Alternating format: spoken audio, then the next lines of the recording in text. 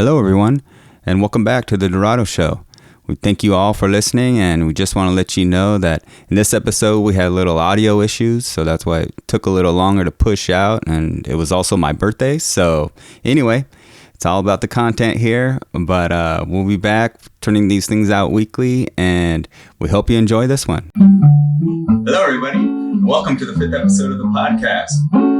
Hope you checked out our other episodes. If not, that's okay. Just jump on board and enjoy the rest. So anyway, just a quick recap. In the last episode, we talked about more influences of Chicano-style music.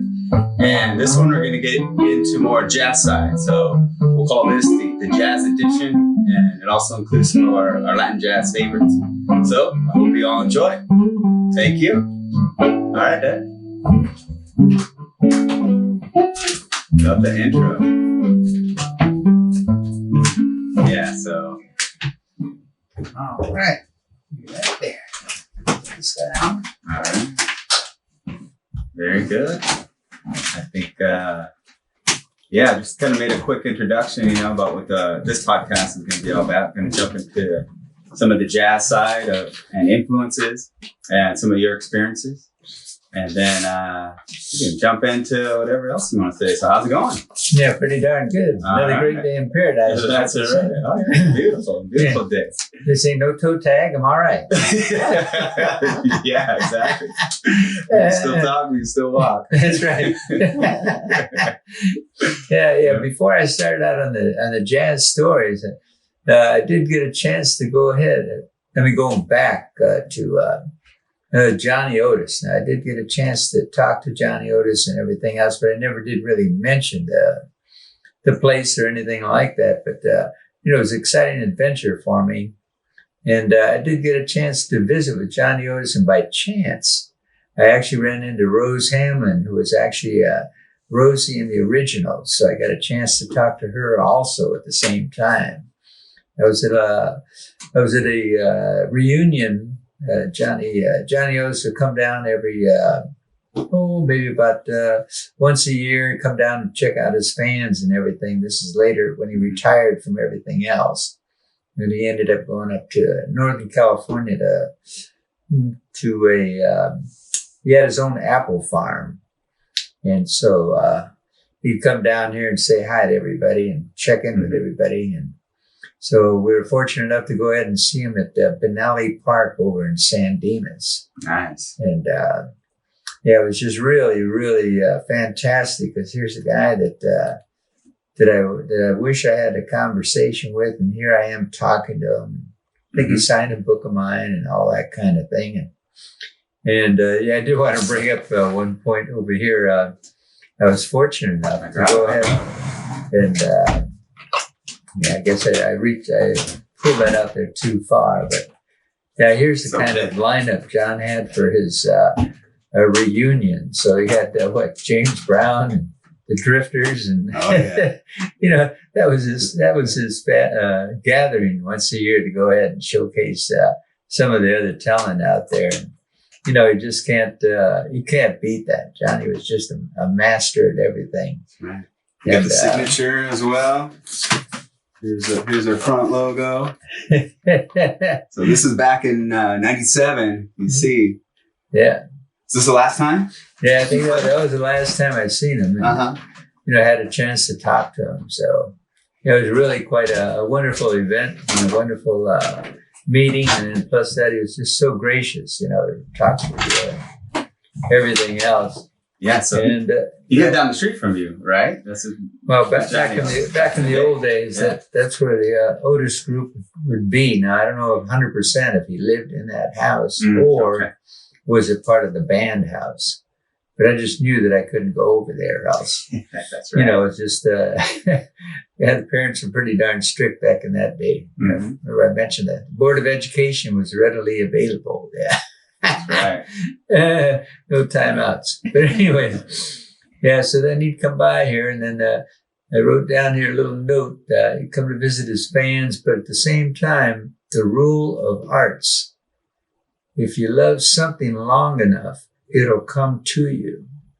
And that's really the point of quite a few different things that occurred in my life, really. If you love something long enough, it'll just come back to you. So, yeah, just remember that. Go out there and think about it. Put in the work as well. Right. Boy, yeah. Still the work has to be there. Right. With the love. That makes it. Right. Like you're not doing anything. Just enjoying. That's right. Yeah. It's quite a good feeling to go ahead and get something back in return after you've given yours. So same thing as performing, when you're out there and then all of a sudden you get a good rounding, good standing ovation, and boom, you just feel like it's, you just flat can't get a better feeling. Yeah. Yeah. Let's see. So let's say I always wanted to play. I wanted to always do a play with Johnny Otis. I always wanted to go ahead and expose his life in the music world. So my generation would remember him and give thanks to his contributions to the entertainment business, radio, TV, public service, travel caravans. You just don't realize how tough it is running these chitlin circuits out there in Mississippi and all these other places around it.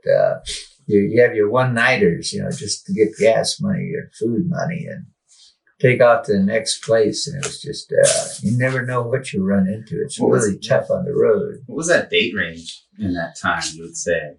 Oh, geez, he ran his caravans. I'm really not 100% sure, but I know darn well that, well, you can tell, but I set up some albums back there on the piano. Oh, yeah.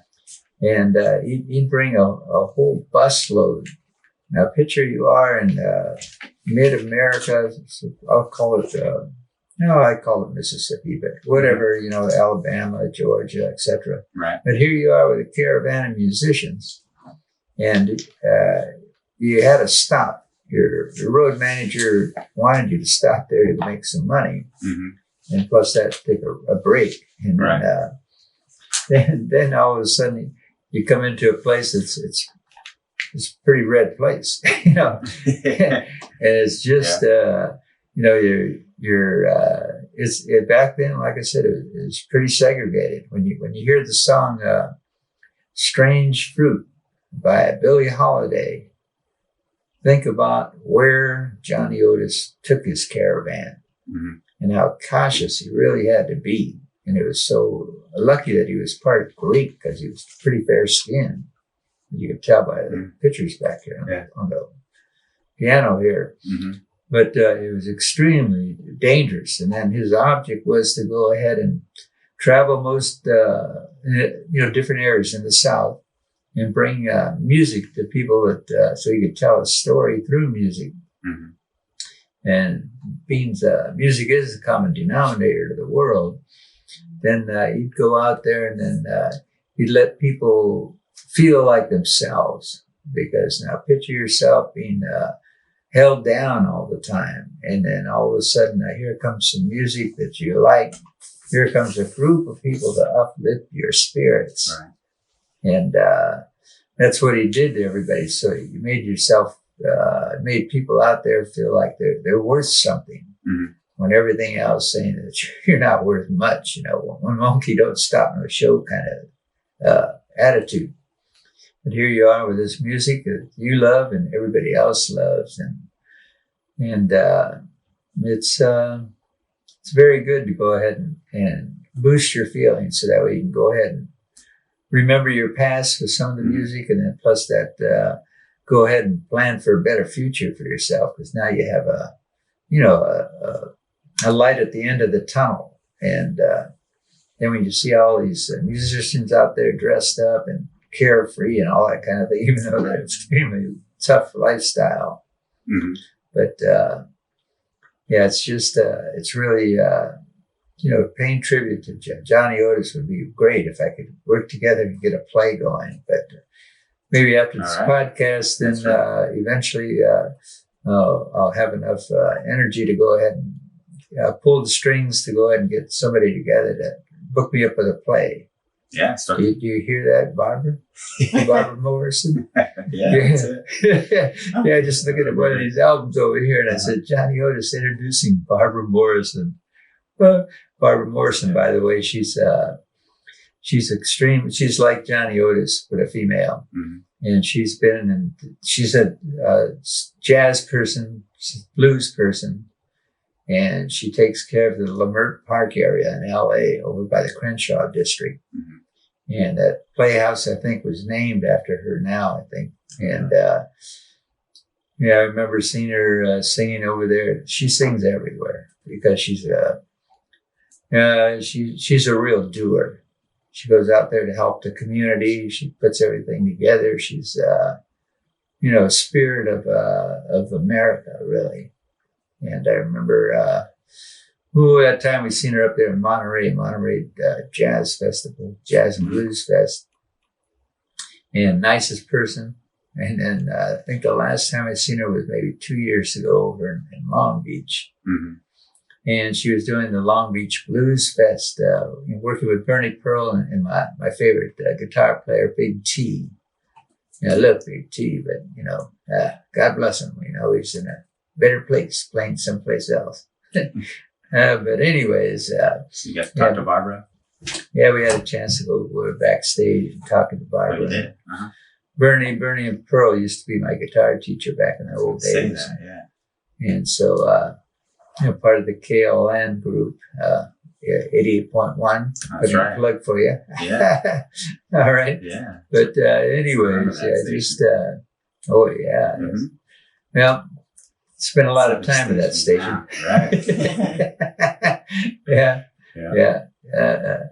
But anyways, I just wanted to go ahead and show off a little bit of memorabilia and then a little validity on some of these things that I've run across. Yeah. Back in the day, I really wasn't a person who took pictures of a lot of things I did. Mm-hmm. And then, Diana's uncle, Uncle Harry, my wife, 51 years, he told me that Native American, so what do you say?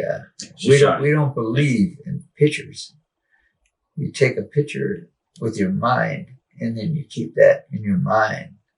So don't take any pictures of me.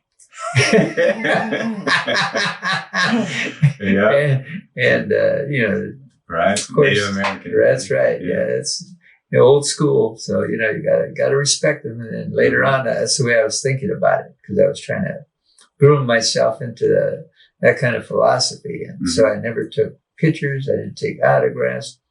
Now I look back at it going, oh my God, I should have shot myself silly. It was too many opportunities I had to go ahead and be with the greats and, don't have, verification that, it was a truism and not a story. That's right. Yeah. Well, this is the way to let it out. Oh, well. Too bad you didn't have cell phones back then, right?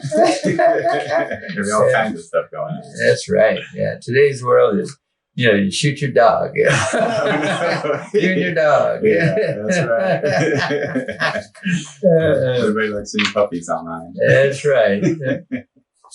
But anyways, keeps you in the moment. Keeps you in the moment of things. That's right. Just paying attention instead of having video and pictures of everything going on around you. Right. Yeah. And then, I remember one time I was taking a trip all over the States. Mm-hmm. I came back home. And then I was taking pictures of things that were that I'd remember by the physical item, like a mountain, like a picture of a tree before a city. I call it a cypress tree, something really odd. Mm-hmm. But I'd take pictures of things like that, and then I'd come home and show my pictures, and they'd say, "Well, John." Yeah. Right. That's it. Yeah. This is it. Just a tree. Nothing of this yourself. Is a tree. Yeah. Where are you? What's this over here? Oh no, you can't understand with that tree. Uh-huh. Oh no, so we're gonna just go bypass all this special stuff that was important to me, but it doesn't quite tell the road story, right? That's right. Yeah. That's funny. Yeah. But anyways, things on the road. So now, I decided to switch over here to jazz before I got too far out there because, as things break down, I think our next show probably will be my Vegas exposure. Right. And so, my service time. I was fortunate enough to be in the Air Force back in 1967 to 71. But anyways, I was going to go ahead and I was stationed some pretty hot spots. You'll hear about that next week. But anyways, I had to go ahead and touch a little bit on the jazz side now. Let's see what I have here in my little notes here. Yeah, I was schooled by different styles of music. Remember, that's what I said in one of the previous shows here. And not only the mariachis, Chicano style music, not the regular radio, AM kind of music, soul music, etc. But fortunately, my dad's side, my dad was, and my uncle too. Uncle David played jazz too. But anyways, my mentors there exposed me to jazz. My Uncle David, he was a horn player, flute player, that kind of thing. So he just loved listening to good jazz. And my dad, he played a little bit of everything, country, whatever. It didn't matter, just so long as he was able to play. Right. So guitar player. And anyway, so for my 18th birthday, he decided to go ahead and surprise me with taking me to a place called the Lighthouse in Hermosa Beach. And that was like one of the hot jazz places around. You had Shelley's Manhole. You had some pretty hot concerts by the sea. Different places to go ahead and catch some real good jazz. But he chose to go ahead and take me to Howard Rumsey's Lighthouse in Hermosa Beach. That's still around? The plaque is there. I ended up through some other musical experiences. I was there trying to help out a musician, Jeff Chaz, go ahead and get himself to go ahead and go to places that had history. Yeah. So he I think, he wasn't on the label. I don't think he was off the label. What happened was he was a horn player, and then he lost his lip. So then he switched over to guitar player. And then, you music people could understand what I'm saying. But anyways, so then he switched over to guitar. His voice was still real strong voice. And they also played him all the time on the radio there. So he got a lot of airtime with, what is it, the Cyrus radio? So Sirius. Sirius. Oh, Sirius, yeah, there you go. Yeah, he got quite a bit of airtime on there. So what his object was coming back to Southern California was to go ahead and hit all the renowned places. So one of them, of course, was concerts by the sea. Yeah. And so we went there. And it was on Sunday, they have a jam session, but I ended up helping them to get a booking date for that Sunday. And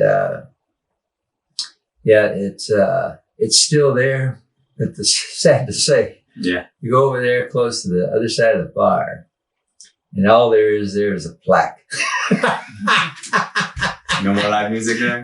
No. They got the live music and everything. Oh, they do? But a symbol of what it was once upon a time is a plaque. That's it. Yeah, it reminds you of another quick story. Over here in La Habra. In La Habra, we got the original law office of Richard Nixon, president of Southern California. And the building's gone, everything's gone. What do you got left? A plaque. And the plaque was across the street where his place wasn't even there. It's on the corner. So everything's been around for a while really is almost gone. Right. That's why I enjoy doing this kind of thing over here. Just bring it back so people could understand it. There really is something. If you look hard enough, you'll find a plaque. That's right. Hopefully. Yeah, hopefully. If it was good enough. Right, You know? Exactly. Yeah, maybe we should put a song like that. Got my plaque. Got my plaque. It'll take me back because I got my plaque. I like it. But anyways, for my 18th birthday, so my dad took me to the So cool. Hermosa Beach at the Lighthouse. It was owned by Howard Rumsey, bass player. He used to play the bass for Stan Kenton. Stan Kenton was a big band person. Mm-hmm. So he played the 40s, 50s, probably played at Disneyland. All the big bands played at Disneyland. Okay. So, yeah, I'm sure he probably done that one because everybody played that place. So, he was back then. Well, now he was lately. Okay, I called lately maybe 2 or 3 years ago. Mm-hmm. Yeah, he was. He received an honorary for bringing jazz to the West Coast. He received an honorary recognition in the jazz community to go ahead and thank you for bringing jazz here, along with another guy called L. Williams. L. Williams had a jazz club called Birdland West. And of course, Birdland East from New York. And we were in competition with them. So we had the West, and L. Williams got a Lifetime Achievement Award for that. And, it's been a long time coming. It was great to go ahead and see that. But he was honored there. Were those the two main clubs? Jazz clubs out here? Were those the premier clubs, you call it, I'd say? Yeah, I'd say it was, it was premier clubs back in the day. Right, yeah. Because there was a few that competed against each other. Shelley's Manhole in Hollywood, that took care of the Hollywood district.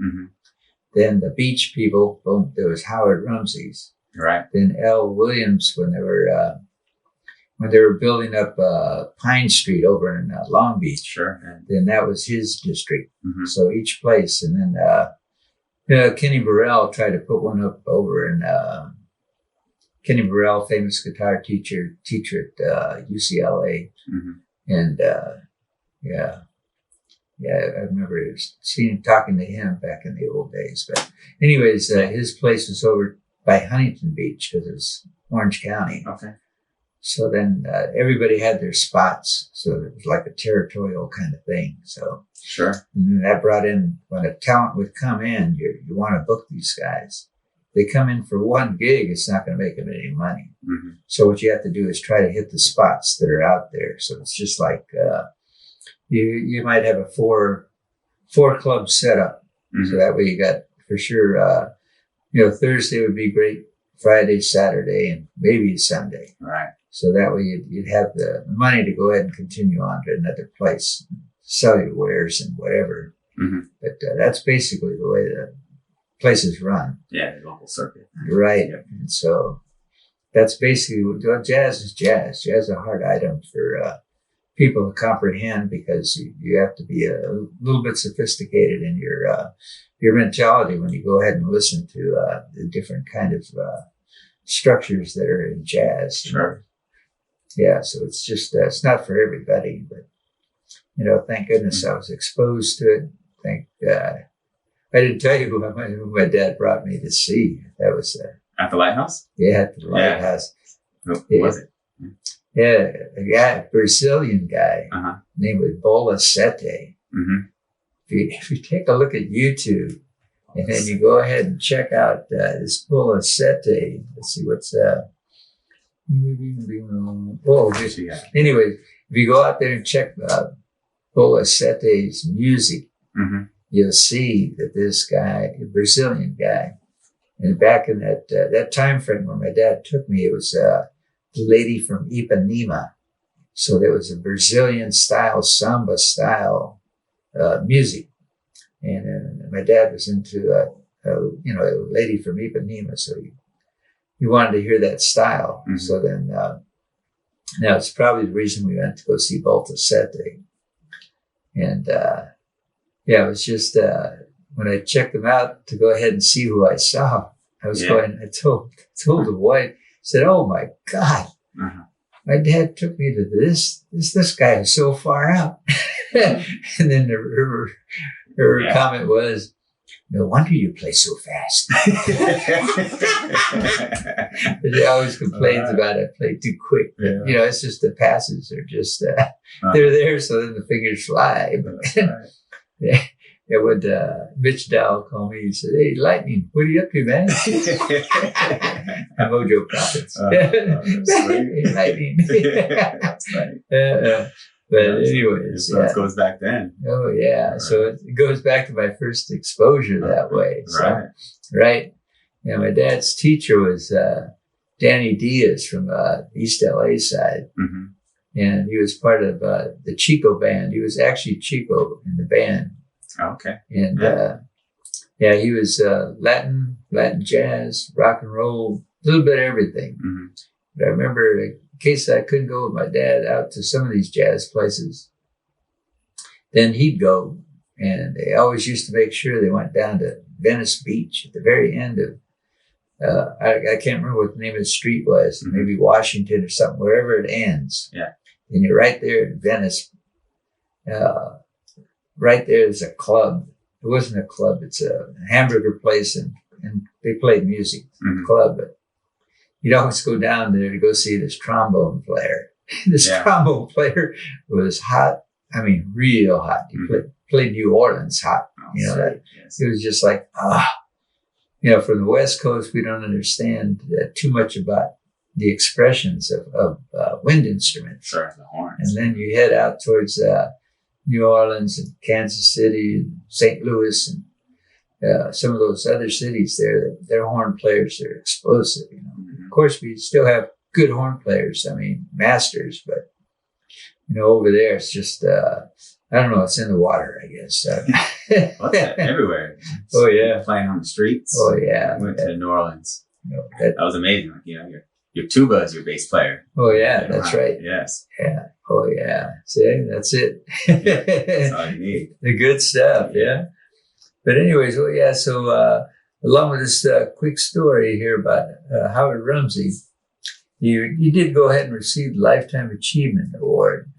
But anyways, what happened was, I'm sure that Chuck Niles had to stop by the Lighthouse too. Chuck Niles was the strongest DJ in jazz for forever. He was like what's his name for the Mission? Unipio Serra. Yeah, Chuck Niles. But he did everything on every radio station there was out there. He had a part of it. But anyways, I'm sure that he was out there with Howard Rumsey. But I never did find out exactly. But I'm just almost positive that he was there. And I got another note here. Boom.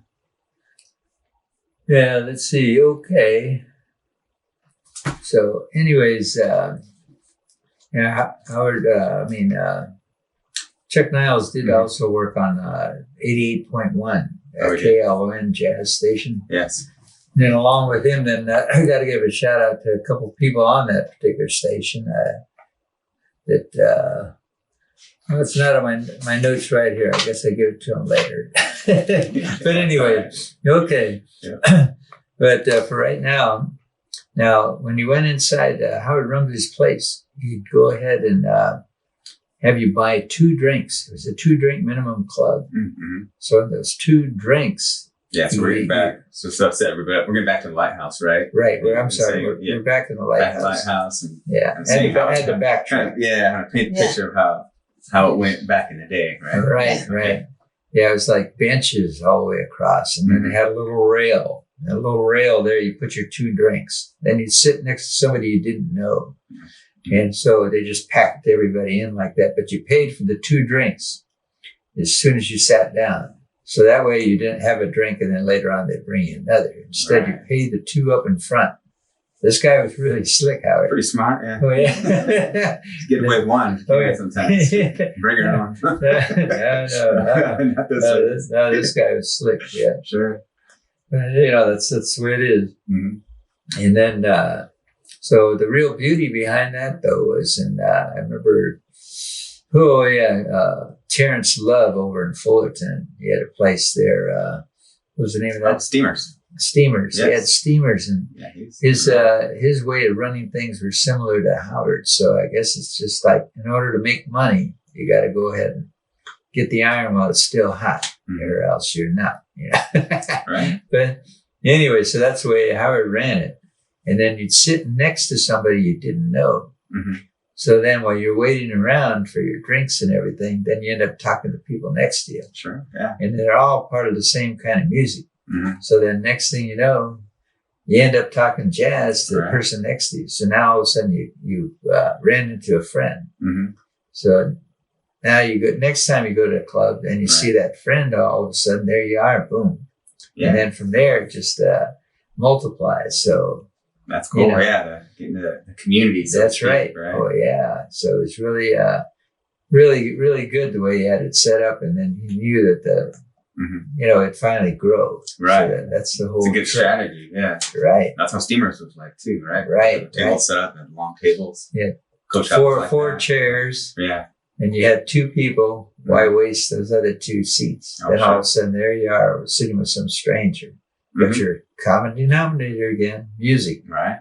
And then your love, and then after that you get into the conversation. Well, who'd you see last week? Right. Well, yeah, I was down here seeing, West Montgomery, and you really missed a good show. Well, where was that? Oh, and then boom, then you go on, and then the word still spreads. What station are you listening to? Yeah, right. Then it just goes on and on. What time is that? Mm-hmm.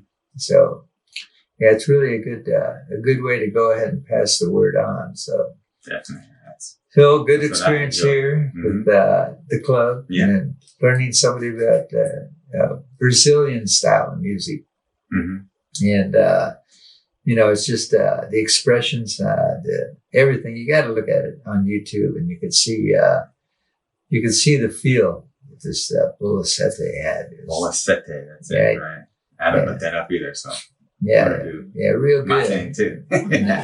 My research. A good example would be, now that I think about different style of jazz, a good example would be like matching our West Coast West Montgomery with the East Coast player. Boom, what's his name?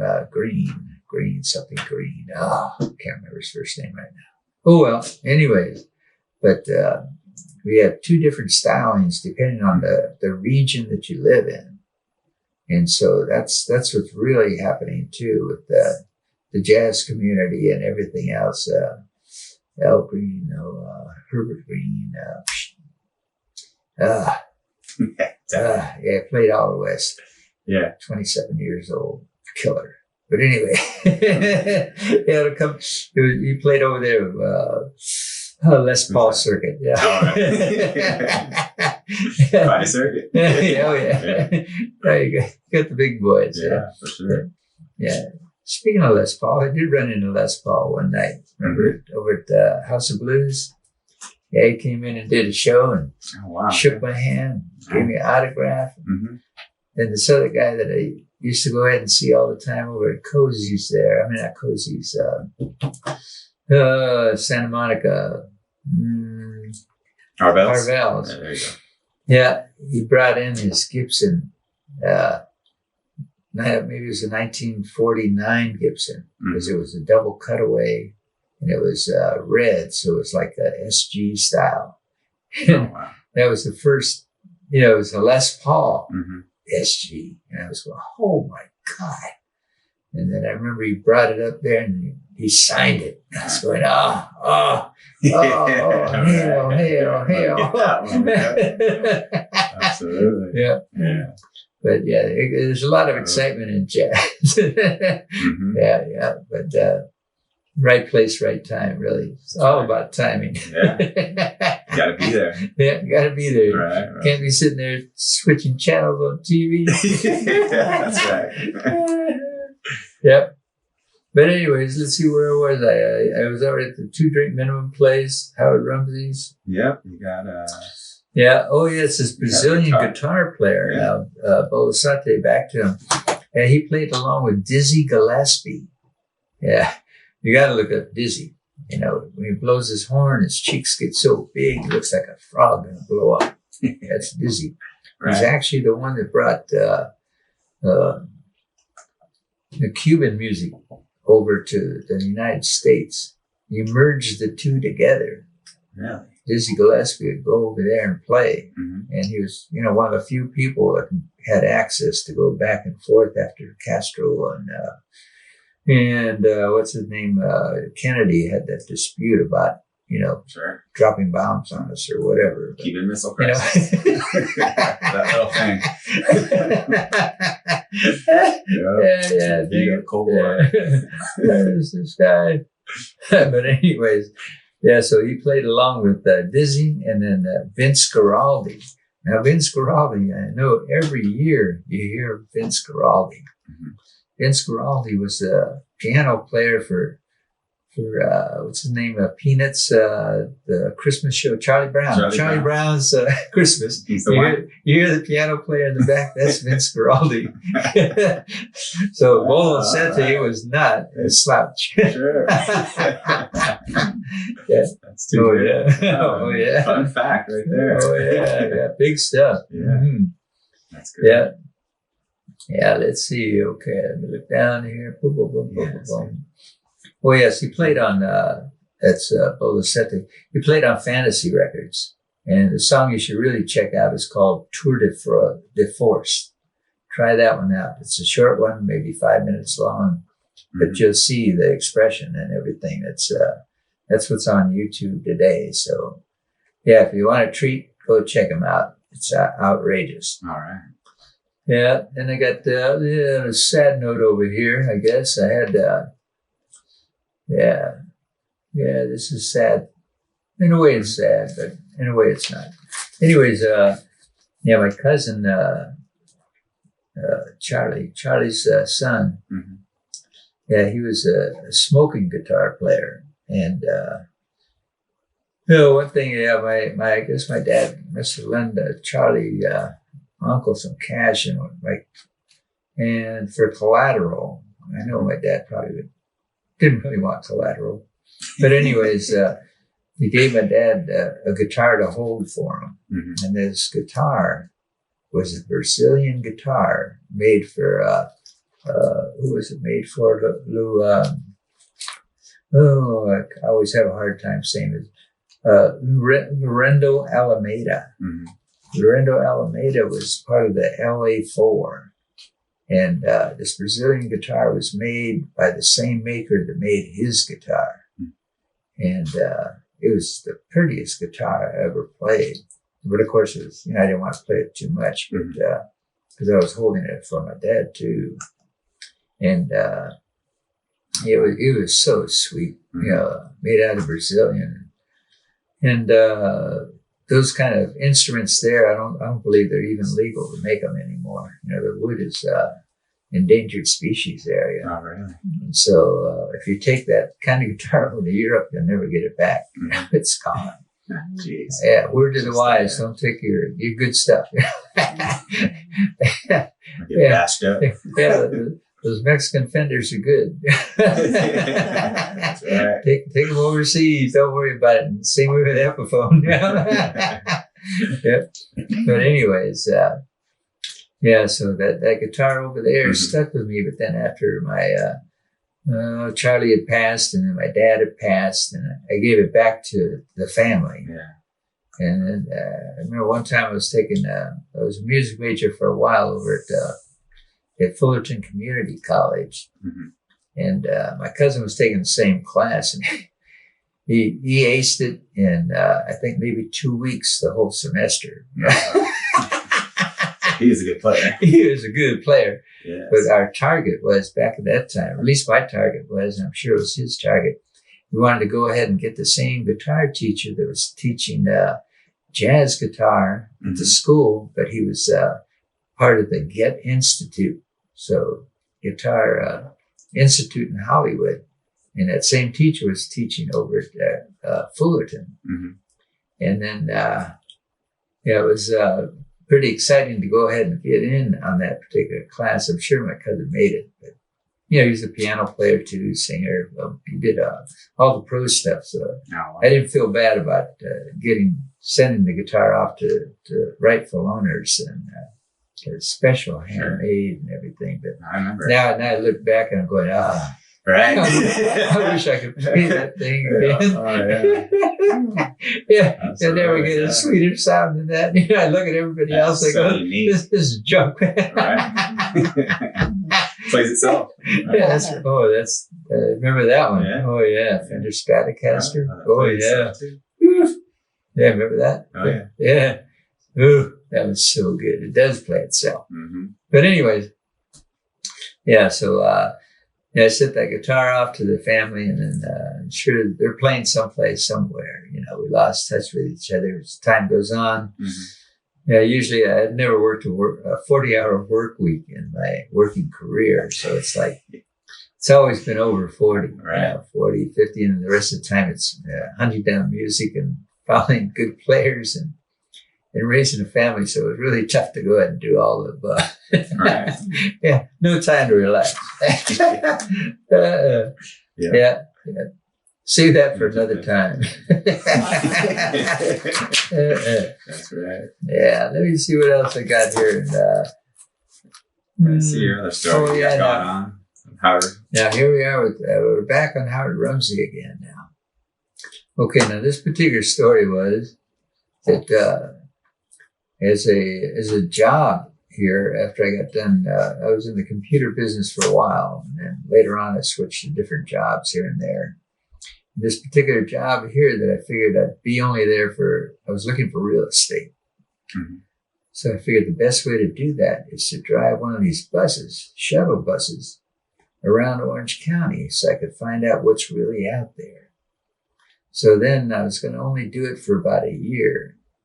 And what it was driving a shuttle bus, a small bus, mm-hmm. not really a shuttle. They call it a cutaway in the business. I was driving a cutaway and about 16 passengers, 12 passengers, whatever. Mm-hmm. But these people that I'd take around, they'd be disabled. So I took care of nothing but disabled people for quite a few years. That's what I was doing when I was looking around different properties. I was going, oh, yeah, well, I'll find some nice places, see what I should go buy. Right. And all of a sudden, then the market went south. There's no way you could buy anything. And then it went the opposite way. From south, when I got in to look for properties, then all of a sudden the property values out in Orange County went skyrocketing. Sure. So then after that, no matter whether I wanted it or not, I couldn't afford it. So, oh well. So I just stuck with the job. But it was through Orange County Transit. I'll give them a plug. OCTA. Yep. Yeah, we were subcontractors for them. So I worked along with quite a few different companies from different parts of the world there. Mm-hmm. And, I see how farming out companies, how that works. Pretty interesting. But anyways, moving along, I ended up getting my work schedule for the day. Every day you go to the window, they give you a route. Yeah. So I got my route. And on that route sheet, it said Howard Rumsey. And who in the world? I was saying, oh, well, that's pretty strange. Howard Rumsey. Must be Howard Rumsey, somebody else, but it couldn't be Howard Rumsey, the Howard Rumsey. Right. So then here I am driving around all over the place. And then I went to go pick up a person that needed a ride. And I look over to my right. And then I look at this. I looked at his shoes first. And his shoes, he had no socks and penny loafers. Mm-hmm. Then after that, he had real nice, like cotton pants. And then he had a polo shirt. Mm-hmm. And he was about over 6 foot tall. Mm-hmm. That was the perfect size for a bass player. And I looked at his face. I go, "Oh my God, it's Howard Rumsey." Wow, that's from my dad's first show. Just to make sure everybody's putting this together for the Lighthouse. Right. Yeah. Mm-hmm. So here he comes on board, and I said, "Hey, is that you, Howard?" Yeah. Then he said, "Well, yes, it is. It's me." And I said, "Well, there's no 2-drink minimum here." Come on, you don't have to pay today. I'll get it. Awesome. What do you say? Then later on, then we got to, it was a ride home. He lived out by, let's see, where do you live? Over by Fashion Island, around that area. Yeah. And so I was giving him a ride home, and then we started talking jazz, of course. So cool, yeah. And then we started talking about, how I got into the jazz scene over there. Mm-hmm. Yeah, what happened was a little story, quick story. Yeah, me and the wife were down at, I think it was just you and I, but we were in New Orleans over there for the New Orleans Jazz and Heritage Fest. Yeah. And ran into a guy, our friend, dear friend, Ricky Richardson. He was a reporter for the festivals and jazz, blues, that kind of thing. So he was an international writer. And we ran into each other, and then he introduced me to a lot of people over at the radio station, 88.1 KLON back then, K-Jazz now. Mm-hmm. But anyways, we ran into each other there, and then from there, then he had me doing these jazz festivals where you go over there and you go to the information booth, mm-hmm. and then you find out how you could donate, how you could help, all that kind of thing, the radio station. So they'd set me up in a booth over there, and I'd pass out brochures and then see if I can get them to go ahead and, sign up, become a member. Uh-huh. And, through that, then I met a lot of these jazz people all over the place. And so then when they have gatherings or whatever, then I'd run into them. And not only that, I guess one of the family members over at my brother-in-law's family, mm-hmm. His stepsister, husband was a big jazz guy. Yeah. Gene. And Gene would take me over to this place over here in Long Beach, a doctor's house. And all the jazz community was there. And he was a singer himself, and jazz singer. Mm-hmm. And when we go over there, the people from Johnny Carson show would pop in there, and they'd go ahead and play along. Oh wow, the band, the band come in. Johnny Carson. Yeah, everybody would come in, come and play. It was like a big free for all. Uh-huh. It's a big jam. Yeah. Oh yeah, jam session. Pros. What did I play? Yeah, it was pro jam. So I think I played Kansas City. That's what it was, because mm-hmm. then Gene liked to sing Kansas City. So I played Kansas City, and that was his part of the. Because everybody would take a little part. They're like, help each other. Next, right. Just like that, and rotate. Mm-hmm. And then if somebody would be new inside the area, then they had to be inside that set. Right. So that way they could go ahead and get exposed. Mm-hmm. So it was, pretty neat. Yeah. But then we started talking about things like that. And then we good? Okay. Thank you. Yeah. So then, after that, then we started talking about like Helen Boisier's and Chuck Niles and, my leaders over there, Bubba Jackson, mm-hmm. Bernie Pearl, and, all these, Daniels, but anyways, all these other, people from the radio station. And then he goes, "Oh, well, you're part of the family then." And I was so shocked to hear that coming from a person that was, that stature inside the jazz community. Sure. He received that award. Mm-hmm. And later on, I was thinking, well, you know what? He's right. Mm-hmm. Because, it's just like a little bit after Ray Charles passed away, my last time that I was out there helping that group of people, because I ended up working with another production group. But anyways, last time I was there, I was there with Fathead Newman. Fathead Newman was Ray Charles's horn player. Oh, really? They did a whole movie on that. Yeah. And here we are backstage eating together, him and his wife, and can't remember who else I was with. It was Carol J from radio station. Anyways, here we are right there. And then, things like that flashed through my mind. I was thinking, Yeah, oh yeah, Kenny Burrell. I remember. Oh yeah, and on. The whole jazz community in this area. I've had a chance to go ahead and see them and talk to them, and then didn't really realize the impact of being out there helping out, and so it was really quite enlightening when he told me something like that. So yeah, such a compliment. Oh yeah, it was really really nice. Yeah. Oh yeah. But it was worth it. Get involved. Oh yeah, that's the whole thing right there. Yeah. Oh yeah, what did I write down there? I wrote a little note. And this route included Howard Rumsey some 50 years later. This Howard Rumsey and I went to see him for my 18th birthday. Can you believe that? So yeah, it's just you never know. Again, I think I was talking about earlier about it finally comes around to you. Oh, and if you're out there, you love something long enough, then it'll bounce back to you because that's one of your loves out there. So grab it and then realize the power of those moments. Then you carry on to the next, next event. That's some of my favorite things to do, and really why I enjoy music and enjoy meeting the players as well. I don't want to be a groupie or anything, but it's something to say.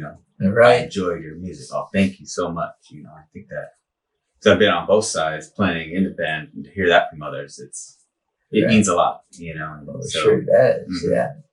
And oh yeah. You were out there, you know what it's like. Yeah. So it's just like both ends, and now you're taking up another spot. So who knows where this will go ahead and. Right. Oh yeah. So really, and then actually, entertainment wise, it's necessary. And today we got slapped really bad on this COVID thing. Oh yeah. Nobody I know is making any money anywhere. So it's just like.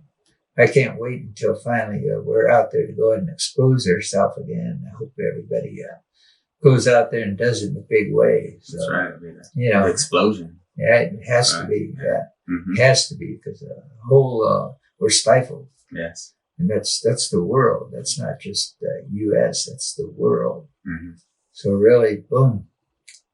Keep practicing, everybody. That's right. It'll be our turn. Even if you're bad, you'll still love it. Have a few drinks. Don't worry. Yes. All right.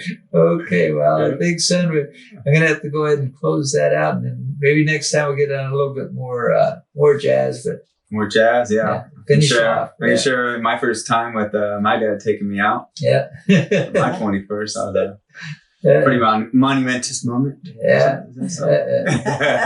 Pretty awesome. Heck yeah. Yeah, I got to see Sublime at the Dollhouse in Anaheim. So can't beat that. Yeah.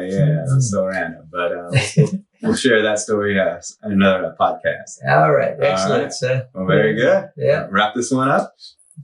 Think so. It's about that time. I'm sort of thirsty. Very good. Let's do it. Click. All right. Here we go. All right. Cheers. And thank you, darling.